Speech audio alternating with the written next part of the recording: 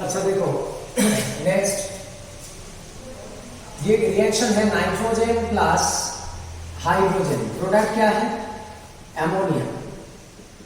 ये दोनों क्या है रिएक्टेंट और ये क्या है प्रोडक्ट। विद टाइम ये क्या होगा डिक्रीज होगा और ये क्या होगा इंक्रीज होगा। तो फॉर ये कितना डिक्रीज होगा 1 मोल, ये कितना डिक्रीज होगा 3 मोल, तो ये कितना इंक्रीज होगा 2 मोल।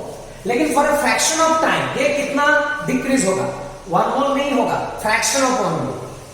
जैसे टी टाइम में अगर 1 मोल क्या हो रहा है ब्रेक हो रहा है, तो डीटी टाइम में कितना ब्रेक होगा। This is a big time interval, this is small time interval. तो स्मॉल टाइम इंटरवल में कितना ब्रेक होगा 1 ब्रेक नहीं होगा, इसका कितना ब्रेक होगा फ्रैक्शन ऑफ 1। समझ में आ रहा है नहीं आ रहा है। तो देखो यहां ये 1 मोल है, तो यहां पर जो रेट का एक्सप्रेशन होगा वो क्या होगा, ये दोनों क्या है रिएक्टेंट, और रिएक्टेंट का रेट क्या होता है माइनस क्या होगा डी ऑफ N2 dt। देखो ये समझना है, माइनस का मतलब क्या है रिएक्टेंट का कंसंट्रेशन विद टाइम क्या होगा डिक्रीज। तो टी टाइम में कितना डिक्रीज है डी ऑफ N2। हाइड्रोजन के रेस्पेक्ट में क्या होगा रेट का एक्सप्रेशन, ये भी माइनस क्योंकि ये भी क्या है रिएक्टेंट। 3 मोल का क्या होगा 1/3 डी ऑफ H2 dt। मतलब ये जो मोल होगा इसका रेसिप्रोकल, या 1 का रेसिप्रोकल क्या होता है 1, 3 का रेसिप्रोकल क्या है 1/3। क्योंकि यहां पर क्या टाइम इंटरवल लिया है t नहीं लिया है, क्या लिया है dt। dt का मतलब क्या है स्मॉल टाइम इंटरवल। तो स्मॉल टाइम इंटरवल में कितना ब्रेक होगा फ्रैक्शन ऑफ 3। सिमिलरली अमोनिया का रेट क्या होगा, यहां प्लस 2 लिया है क्योंकि ये प्रोडक्ट है, और 2 मतलब क्या हो जाएगा 1/2, क्योंकि हम यहां पर क्या लेगा स्मॉल टाइम इंटरवल। तो ये क्या हो जाएगा डी ऑफ अमोनिया dt। तो ये क्या है rate with respect to nitrogen, rate with respect to hydrogen, rate with respect to ammonia, ये सब क्या है इक्वल है। Rate for the same reaction with respect to nitrogen, with respect to hydrogen, with respect to ammonia. Reactant होगा तो minus, product होगा तो plus, और ये जो मोल है ये क्या हो जाएगा रेसिप्रोकल। बस इसको देख के सॉल्व करते हैं। एक क्वेश्चन यहां पर page number 60, question number 6, page number 60, question number 6।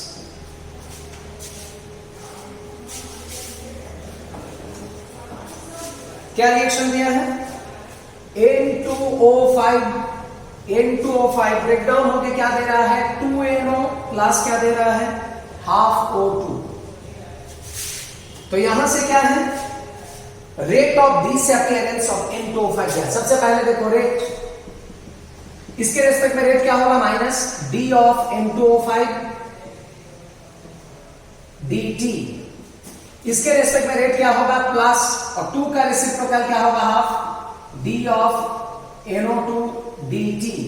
और इसके रेस्पेक्ट में रेट क्या होगा, इसका रेसिप्रोकल क्या है 2 है, 2 का रेसिप्रोकल हाफ, तो हाफ का रेसिप्रोकल क्या है 2 डी ऑफ O2 dt।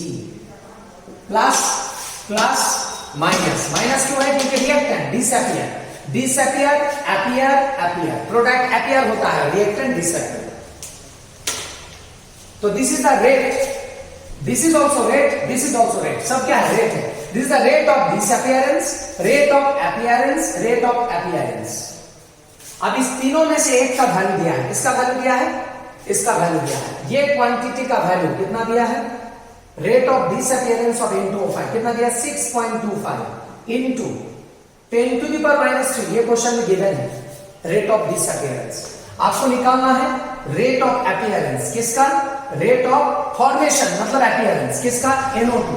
आपको ये निकालना है डी ऑफ NO2 dt। ये वैल्यू निकालना है। ये क्या इंडिकेट कर रहा है प्लस का मतलब ब्रेक होना कि मेक होना, मेक मतलब फॉर्मेशन, इसका फॉर्मेशन NO2। तो बताओ ये इसका वैल्यू क्या होगा, ये दोनों रिलेशन को देखो, ये दोनों रिलेशन, इसका वैल्यू क्या होगा 2 को इधर लेके आओ, 2 को इधर लाने से क्या होगा 2 into minus D of N2O5 dt। ये 2 को इधर लेके आ गया 2 इंटू दिस। अब बताओ ये दोनों में किसका वैल्यू पता है, इसका वैल्यू पता है कितना है 6.25 इंटू 10 to the power -3। बस इसको मल्टीप्लाई करके क्या आएगा 1.35 into 10 to the power -2 दिया जाएगा। तो मिल गया मुझे rate of formation of NO2 1. ये 4 है 5 और ये क्या है 12 1.25 जो भी है मिल गया मुझे rate of formation of NO2। अब क्या निकालना है rate of formation of O2। अब O2 का फॉर्मेशन निकालना है O2। ये प्लस का मतलब क्या है formation of O2 rate of formation of O2। तो बताओ O2 का फॉर्मेशन मतलब क्या है ये और ये दोनों क्वांटिटी को आप देखो O2 बाई dt 2 को इधर लेके आओ 2 को इधर लाने से क्या हो जाएगा half into minus d of N2O5 dt। समझ में आ रहा है ये 2 है 2 को इधर किया तो क्या हो गया हाफ इंटू दिस। तो हाफ इंटू ये क्वांटिटी का वैल्यू कितना है वही तो है 6.25 इंटू 10 to the power -3। तो ये हो जाएगा 3.125 इंटू 10⁻3। तो ये दोनों वैल्यू कहां पर है ये और ये वैल्यू कहां पर है ऑप्शन क्या होगा ऑप्शन होगा बी में है। तो निकल गया आंसर ऑप्शन बी। इसको देख के अब नेक्स्ट क्वेश्चन में जाएंगे। क्वेश्चन नंबर देखो 20 क्वेश्चन नंबर 20 पेज नंबर 62 क्या फाइंड आउट करना है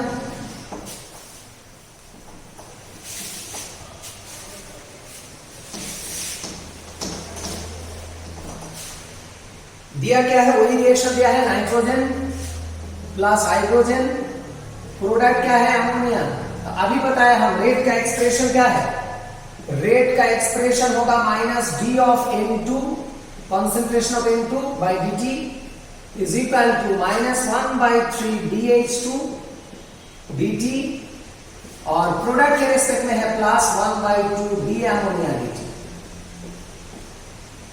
बस ये हो गया रेट। अब इसको देख के बताओ कौन सा ऑप्शन करेक्ट है कौन सा ऑप्शन करेक्ट है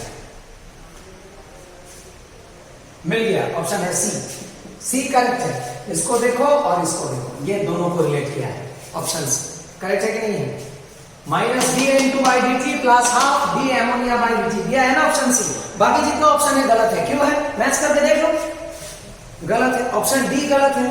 डी में क्या है हाइड्रोजन के साथ इसको रिलेट किया है ऑप्शन डी में लेकिन यहां माइनस है ऑप्शन डी में माइनस साइन है ही नहीं गलत है। जो भी है मैच करके देख लो सब ऑप्शन गलत है ऑप्शन सी होगा करेक्ट। इसके बाद और एक क्वेश्चन नहीं किया था वो क्वेश्चन है 26। अब 26 करेंगे क्वेश्चन नंबर 26 पेज नंबर 63।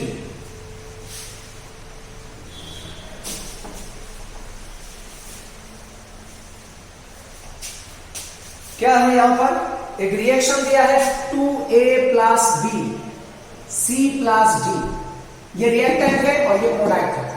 ये क्या है रिएक्टेंट मतलब इसका रेट क्या होगा नेगेटिव के रेस्पेक्ट में माइनस साइन इसका नेगेटिव इसका पॉजिटिव डी से अपीयरेंस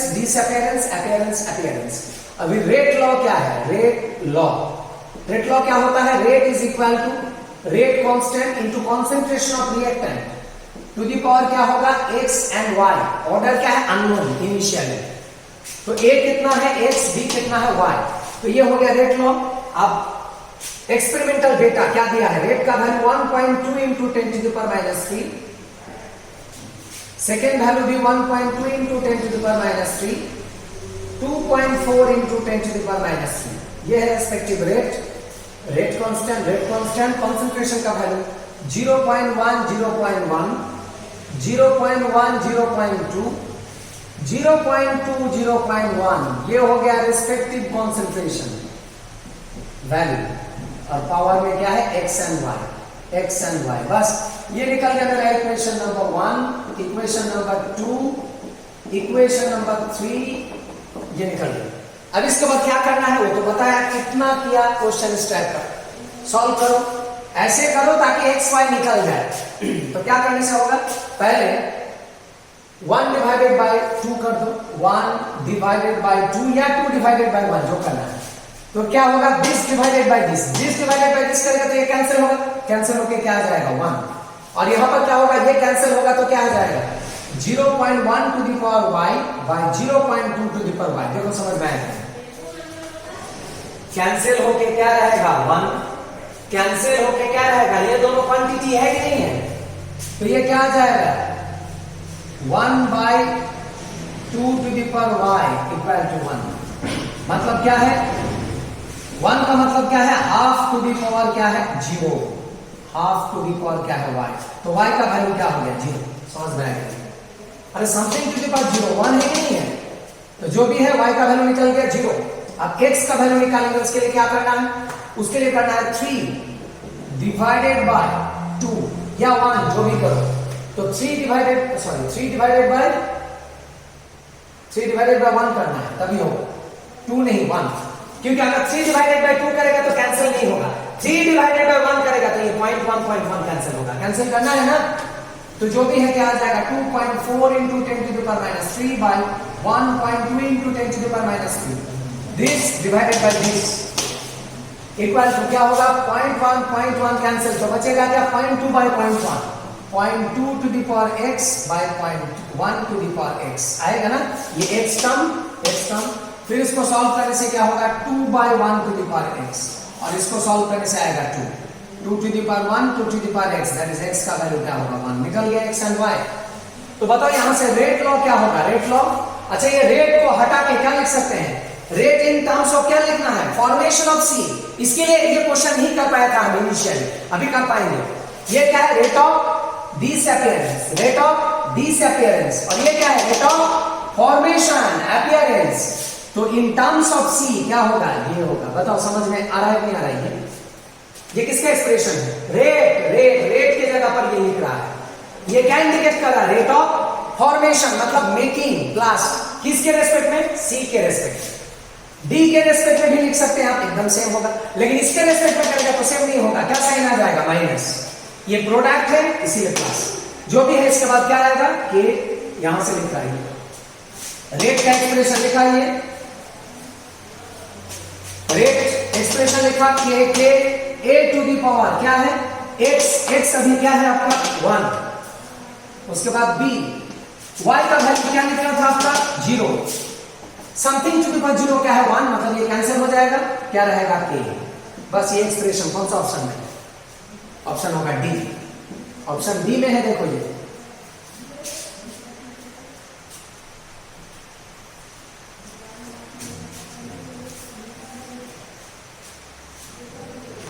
तो ये आ गया। अच्छा यहां पर और भी क्वेश्चन है, बाद में करेंगे, ठीक है, उससे पहले थ्योरी पढ़ा देते हैं। वो क्या है, आर्हेनियस इक्वेशन।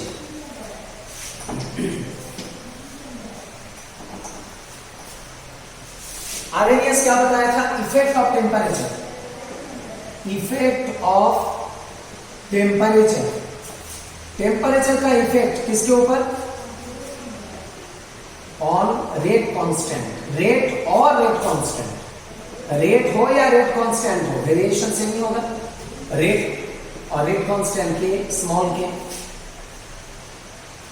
क्योंकि रेट और रेट कांस्टेंट का रिलेशन क्या है, डायरेक्टली प्रोपोर्शनल। ये था ना rate law, rate is directly proportional to concentration of reactant, और ये क्या है, रेट कांस्टेंट, तो रेट के साथ रेट कांस्टेंट का क्या relation, direct, rate constant same variation होगा, इसीलिए दोनों को लिया है। तो यहां पर आएगा आर्हेनियस इक्वेशन, इसको स्टडी कौन किया था, आर्हेनियस। तो आर्हेनियस का एक कंक्लूजन था, क्या conclusion, for every 10 degree rise in temperature, for every 10 degree rise in temperature, rate or rate constant क्या हो जाता है, becomes double, rate और rate constant क्या हो जाता है, becomes double हो जाता है। इसका मीनिंग क्या है, देखो अगर आपका इनिशियली टेम्परेचर था 0 डिग्री और इसमें रेट क्या था R, तो जैसे आप 0 डिग्री से जाएगा 10 डिग्री, बताओ कितना डिग्री राइज, 10 डिग्री राइज तो रेट क्या हो जाएगा, डबल हो जाएगा। आर से क्या हो जाएगा 2r। सिमिलरली अगर रेट कांस्टेंट के होगा तो यहां पर हो जाएगा 2k। रेट हो या रेट कांस्टेंट हो डबल हो जाएगा, डबल वही लिखा है रेट और रेट कांस्टेंट बिकम्स डबल। ये एक्सपेरिमेंटली मिला था किसको, आरएमएस को, ये कंक्लूजन। सिमिलरली 10 डिग्री से अगर आप जाएगा 20 डिग्री क्या होगा, फिर से देखो कितना डिग्री राइज 10 डिग्री, तो ये 2r से क्या हो जाएगा 4r और ये क्या हो जाएगा 4k। 20 से अगर जाएगा 30 डिग्री तो ये क्या हो जाएगा 4r से हो जाएगा 8r। For every 10 degree rate क्या होगा, डबल डबल डबल डबल होते होते जाएगा। 30 डिग्री से अगर होगा 40 डिग्री तो हो जाएगा 16r। 40 डिग्री से अगर हो जाएगा 50 डिग्री तो क्या हो जाएगा 32r। देखो हर जगह पर कितना डिग्री राइज 10 डिग्री 10 डिग्री ऐसे चलते रहेगा।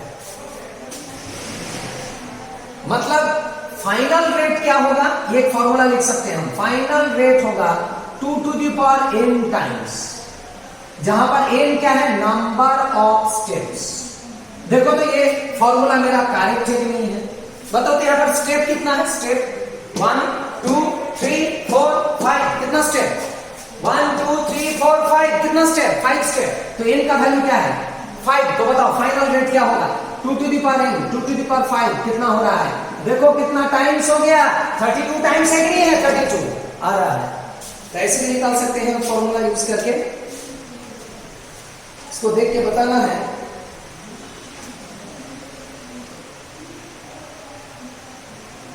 Page number 62 question number 22, page number 62 question number 22,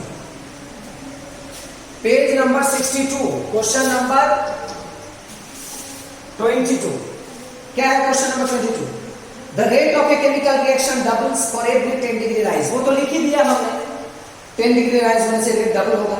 उसके बाद लिखा है if temperature is raised bye 50 degree, raised bye 50 degree, लेकिन कहां से रेज किया वो बताया नहीं। जब नहीं बताएगा तो कहां से लेना है 0 डिग्री, तो 0 डिग्री से रेज करके कहां तक गया 50 डिग्री, तो फाइनल रेट कितना टाइम्स होगा वही पूछा है। ऑप्शन क्या होगा ए। कितना टाइम्स होगा फाइनल रेट 32 टाइम्स। तो रेट क्या होगा, इंक्रीज होगा, कितना टाइम्स इंक्रीज होगा 32 टाइम्स। इसको देख के सॉल्व करो, page number 61, page number 61, page number 61 question number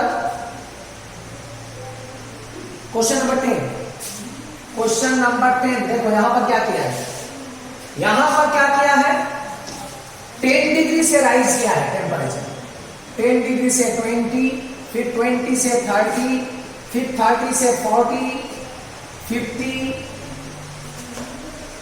कहां तक गया है आपको 100 डिग्री, 60, 70, 80, उसके बाद क्या है 90, 90 के बाद क्या है 100। देखो हर स्टेप में कितना डिग्री गैप रखा है, 10 डिग्री 10 डिग्री 10 डिग्री। तो बताओ यहां कितना स्टेप्स इन्वॉल्व है, 1 2 3 4 5 6 7 8 9 स्टेप्स। इसका मतलब रेट क्या है 9। तो फाइनल रेट क्या हो जाएगा 2 to the power n, मतलब 2 to the power 9, मतलब क्या हो जाएगा, कितना हो जाएगा फाइनल रेट 512 टाइम्स। बस यही आंसर, ऑप्शन क्या होगा डी, फाइनल रेट पूछा है। 10 डिग्री से कहां गया है, 10 डिग्री से 100 डिग्री राइज करके। तो ये हो गया आर्हेनियस का कंक्लूजन। अच्छा तो ये कंक्लूजन से क्या पता चल रहा है, रेट या रेट कांस्टेंट क्या हो जाता है डबल, जब टेम्परेचर क्या होता है 10 डिग्री राइज। अच्छा डबल होना मतलब क्या होना, ये भी राइज हो रहा है नहीं हो रहा है, अरे डबल होना मतलब घटना की बढ़ना, ये भी बढ़ रहा है ये भी बढ़ रहा है। तो यहां से हम क्या बोल सकते हैं, के के साथ टी का क्या रिलेशन डायरेक्ट, या आर के साथ टी का क्या रिलेशन डायरेक्ट। ये भी क्या हो रहा है राइज, तो ये भी क्या हो रहा है राइज राइज राइज, मतलब डायरेक्टली प्रोपोर्शनल।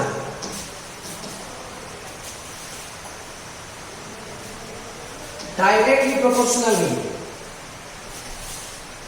तो डायरेक्टली अगर प्रोपोर्शनल है इसका मतलब क्या है, अगर के होगा मैक्सिमम तो टी क्या होगा? मैक्सिमम। समझ में आ रहा है क्लियर? अरे डायरेक्टली प्रोपोर्शनल मतलब क्या है? सेम है कि नहीं है? के मैक्सिमम, तो टी क्या है? मैक्सिमम। अच्छा टी मैक्सिमम, तो 1/t क्या होगा? मिनिमम। रेसिप्रोकल क्या है? तो वैल्यू भी रेसिप्रोकल हो गया, मिनिमम। अब बताओ, यहां प्लस साइन है, अगर हम इसको करेंगे माइनस साइन तो क्या होगा? रेसिप्रोकल करने से इनवर्स, साइन चेंज करने से भी क्या होता है? इनवर्स। फिर से हो गया मैक्सिमम। तो k क्या है? मैक्सिमम। तो t क्या है? मैक्सिमम। तो -1/t भी क्या है? मैक्सिमम। अब बताओ, something to the power maximum क्या होगा? Something to the power maximum क्या होगा? अरे 2 टू द पावर 1 ज्यादा है कि 2 टू द पावर 10 ज्यादा है? कौन ज्यादा है? मिनिमम होने से ज्यादा होता है कि मैक्सिमम? ये वाला वैल्यू क्या है? मैक्सिमम। तो पावर का वैल्यू क्या है? मैक्सिमम। मैक्सिमम है ना ये? पावर में मैक्सिमम, तो वैल्यू क्या आ जाएगा? मैक्सिमम। तो e to the power -1/t भी क्या है? मैक्सिमम। तो इसके साथ इसका भी क्या रिलेशन है? डायरेक्ट। Maximum maximum. अब आपको समझ में आएगा ये relation. Therefore we can write k, small k, not capital K, rate constant क्या है? e to the power directly proportional to e to the power -EA/RT। देखो समझ में आएगा ये एक्सप्रेशन। EA क्या है बताए थे हम? Activation energy. R क्या है? Universal gas constant. और T क्या है? टेम्परेचर। देखो तो ये T क्या फॉर्मेट है? R तो कांस्टेंट, एक्टिवेशन एनर्जी भी कांस्टेंट फॉर पर्टिकुलर रिएक्शन। क्या है यहां पर? Variable temperature. क्या टेम्परेचर? -1/t। ये है ना -1/t। K के साथ e to the power -1/t का क्या रिलेशन? इनवर्स की डायरेक्ट। अभी तो बताया K proportional to e to the power -1/t है कि नहीं है? ये क्या है? मैक्सिमम। तो e to the power -1/t क्या है? मैक्सिमम।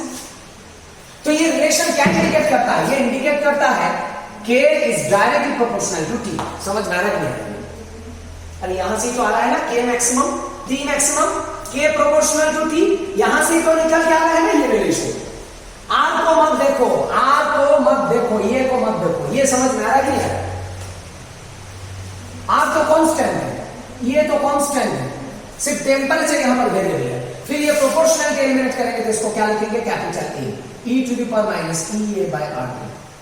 तो ये रिलेशन क्या इंडिकेट कर रहा है? ये इंडिकेट कर रहा है अगर टेम्परेचर होगा मैक्सिमम तो K क्या होगा? मैक्सिमम। Directly proportional. क्योंकि कंक्लूजन क्या था? For every 10 degree rise rate constant double, मतलब दोनों ही बढ़ेगा, दोनों ही बढ़ेगा, डायरेक्टली प्रोपोर्शनल। तो यहां पर K क्या है? Rate constant. Rate constant K क्या है? Rate constant. A क्या है? अच्छा ये E को क्या बोलते हैं? Exponential term, exponential. उससे पहले क्या है? A। तो A क्या है? Pre exponential factor. Pre exponential मतलब एक्सपोनेंशियल का पहले है, that's why pre exponential factor. ये तो पता ही है, activation energy. Activation energy. R क्या है? Universal constant. और T क्या है? Temperature in kelvin scale. ये हो गया आर्हेनियस इक्वेशन। इस इक्वेशन का नाम क्या है? Arrhenius equation. Arrhenius equation, Arrhenius ये इक्वेशन फर्स्ट बताया। अच्छा इसको देख के बताना है, ठीक है, इसको बाद में देखते हैं। अच्छा जो भी है ये हो गया आर्हेनियस इक्वेशन। टर्म क्या क्या है बता दिया। अब हम क्या करेंगे? अच्छा ये जो एक्सप्रेशन है इसको अगर मैथमेटिकली डिराइव करना है तो आपको कहां जाना है? ये एक्सप्रेशन में जाना है। Van 't Hoff reaction isobar. ये टॉपिक नहीं पढ़ाया था हमने, ये भी कहां मिलेगा? Thermodynamics chapter, thermodynamics. हम सिर्फ बताया था आइसोथर्म, ये आइसोबार है। इसका जो इक्वेशन था वो क्या था? dln by dt equal to delta H by RT square. ये एक्सप्रेशन इसका भी बहुत बड़ा डेरिवेशन है। वैन टॉप रिएक्शन आइसोथर्म से ही आता है। ये van't Hoff reaction isobar, isobar मतलब pressure constant. This is capital K, not small K, this is small K. अब यही रिलेशन को अगर आप ऐसे लिखेगा, देखो ये कैपिटल के को हटा के अगर कोई स्मॉल के करेगा, मतलब इक्विलिब्रियम कांस्टेंट से क्या आ गया, रेट कांस्टेंट, तो ये डेल्टा एच क्या हो जाता है, एक्टिवेशन एनर्जी। बस इसके बाद इसको क्या करना है, इंटीग्रेट करना है, तो याद रखिए। इसके बाद मैथमेटिक्स, dln के EA by R dt by T square, इसको इंटीग्रेट करो, आ जाएगा। ये तो कांस्टेंट है, इंटीग्रेशन का बाहर जाएगा, dt को इधर लाया, फिर इसको इंटीग्रेट करो, इंटीग्रेट करने से याद आएगा। और a क्या है यहाँ पर, इंटीग्रेशन कांस्टेंट, इंटीग्रेशन कांस्टेंट जो भी है ये आ जाता है मैथमेटिकल। लेकिन ये सब डेरिवेशन काम का नहीं आता, नहीं आता। अगर कोई सोचेगा कहां से आया ये एक्सप्रेशन, ये है वो डेरिवेशन, आइसोबार का इक्वेशन से। अच्छा जो भी है, अब हम इसको मॉडिफाई करेंगे। क्यों मॉडिफाई करेंगे, देखो ये जो क्वांटिटी है क्या है, ये e to the power something, ये e to the power something, suppose ये e टू द पावर -2 आ रहा है, बताओ तो इसका वैल्यू क्या है, कोई भी नहीं बता पाएगा, क्योंकि ये e है, दिस इज नॉट 10। 10 होने से इजी था सॉल्व करना, क्या है ये 1/100, सॉल्व करना इजी है। लेकिन e to the power solve करना डिफिकल्ट, इसीलिए क्या करना है, साइड में लॉग लेना पड़ेगा, लॉग।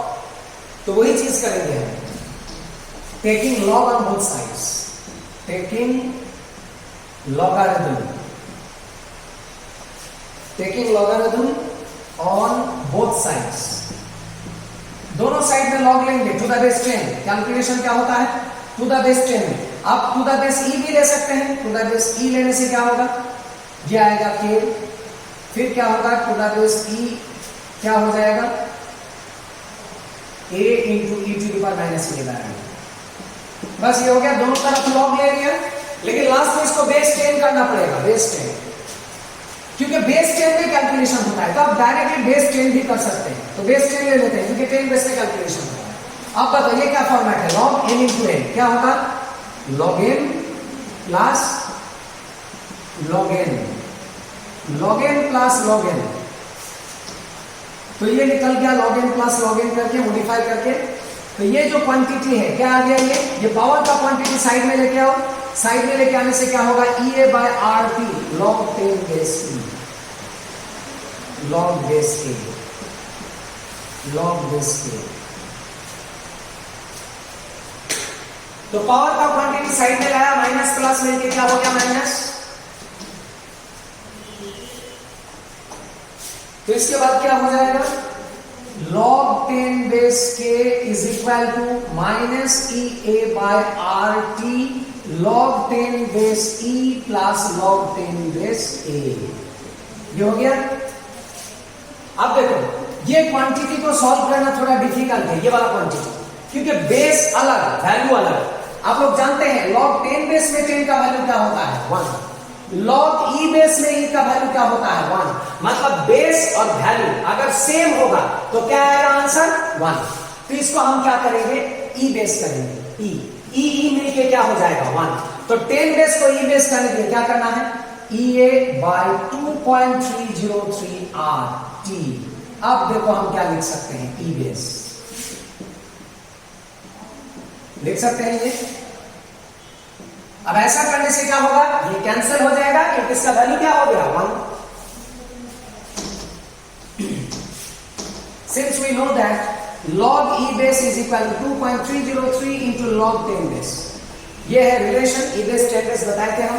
तो ये क्वांटिटी अगर इधर आएगा, इधर, तो क्या होगा, 1/2.303 log e base is equal to what, log 10 base। तो log 10 base को log e base करने के लिए 2.3 क्या होगा, डिवाइड हो गया, डिवाइड 10 बेस क्या हो गया, e बेस। तो जो भी है क्या आ गया relation, log 10 base k is equal to minus EA by 2.303 R1/t plus log 10 base a। t को थोड़ा अलग करके लिखा, अलग, क्योंकि t यहां पर वेरिएबल, k यहां पर वेरिएबल, कांस्टेंट क्या है, R, EA एंड a। तो ये हो गया मेरा फाइनल इक्वेशन। इसमें ये क्या है, वेरिएबल, वेरिएबल मतलब y। उसके बाद ये क्या है वेरिएबल, वेरिएबल मतलब क्या है x, और ये क्या है मेरा स्लोप m, और ये क्या है मेरा c इंटरसेप्ट। तो ये क्या हो गया y equal to mx plus c, मतलब क्या आएगा स्ट्रेट लाइन, स्ट्रेट लाइन आएगा। और स्लोप का वैल्यू क्या है नेगेटिव, स्लोप का वैल्यू क्या है नेगेटिव, मतलब स्ट्रेट लाइन ऊपर नहीं जाएगा नीचे जाएगा। तो ये आएगा ग्राफिकल प्लॉट। ये y है, ये x है, ये डायरेक्शन में कौन है log 10 बेस k, और ये डायरेक्शन में क्या है टेम्परेचर T। तो ये लाइन T नहीं 1/T, तो लाइन कहां जाएगा नीचे की तरफ जाएगा। ये तो नीचे क्यों जा रहा है, क्योंकि स्लोप क्या है नेगेटिव, और ये क्या है इंटरसेप्ट का वैल्यू, इंटरसेप्ट, इंटरसेप्ट का वैल्यू कितना है log 10 बेस k, और ये स्ट्रेट लाइन का स्लोप क्या है नेगेटिव, जिसका वैल्यू क्या है माइनस EA बाई 2.303 r। ये हो गया स्लोप का वैल्यू। अच्छा यही ग्राफ को अगर आप दूसरा फॉर्मेट में लिखेगा, ये फॉर्मेट में देखो, अब यहां पर 1/t और इधर है log e बेस k। अब देखो ये 10 बेस k को कर दिया e बेस k, मतलब ln k भी लिख सकते हैं। तो क्या होगा सेमी ग्राफ मिलेगा, सिर्फ ये क्या होगा स्लोप क्या हो जाएगा, स्लोप हो जाएगा माइनस EA बाय r, मतलब 2.3 हट जाएगा क्योंकि इसको ln कर लिया log बेस में। जिसको समझ में नहीं आता है तो करके दिखाते हैं। अगर ये log बेस 10 को अगर हम करेंगे log बेस e, तो ये क्या हो जाएगा माइनस ये by r 1/t log base e। समझ में आ रहा है कि नहीं आ रहा है? 10 बेस को e बेस किया, 10 बेस को e बेस किया तो 2.3 रहेगा, वेरिएंस हो जाएगा, वेरिएंस। तो ये भी क्या है और एक एक्सप्रेशन है, ये 10 बेस में, ये e बेस में। e बेस मतलब इसको ln भी लिख सकते हैं ln के, और ये क्या है ln है। तो ये भी क्या है आर्हेनियस इक्वेशन, ये दोनों भी क्या है आर्हेनियस इक्वेशन। ये आर्हेनियस इक्वेशन का लॉग फॉर्म है, लॉग फॉर्म। अच्छा इसको देख के बताओ, page number 61, page number 61 question number 31, page number 61 question number 13, question number 13 क्या होगा आंसर, क्या निकालना है। क्वेश्चन में क्या दिया है ग्राफिकल, कौन सा ग्राफिकल प्लॉट करने से activation energy of A reaction can be derived determined from the slope of which of the following graphs. देखो ये स्लोप से क्या आएगा एक्टिवेशन एनर्जी, कौन सा ग्राफ ड्रॉ करने से, कौन सा प्लॉट ड्रॉ करने से एक्टिवेशन एनर्जी आएगा। देखो ना क्या प्लॉट है ये, इसको आप ln भी कर सकते हैं, भी बताया हम ln। अगर इसको ln करेगा तो क्या होगा, ln मतलब log बेस ही, तब ये 2.3 यहां से हट जाएगा, जो भी है ये वाला प्लॉट अभी बताया ना। ऑप्शन क्या होगा ln k versus 1/t, option होगा सी। ये क्या ग्राफिकल प्लॉट है, ln k वर्सेस क्या है 1/t, ln k versus 1/t। ये ग्राफिकल प्लॉट अगर करेंगे तो यहां से एक्टिवेशन एनर्जी निकल जाएगी। ऑप्शन क्या होगा सी।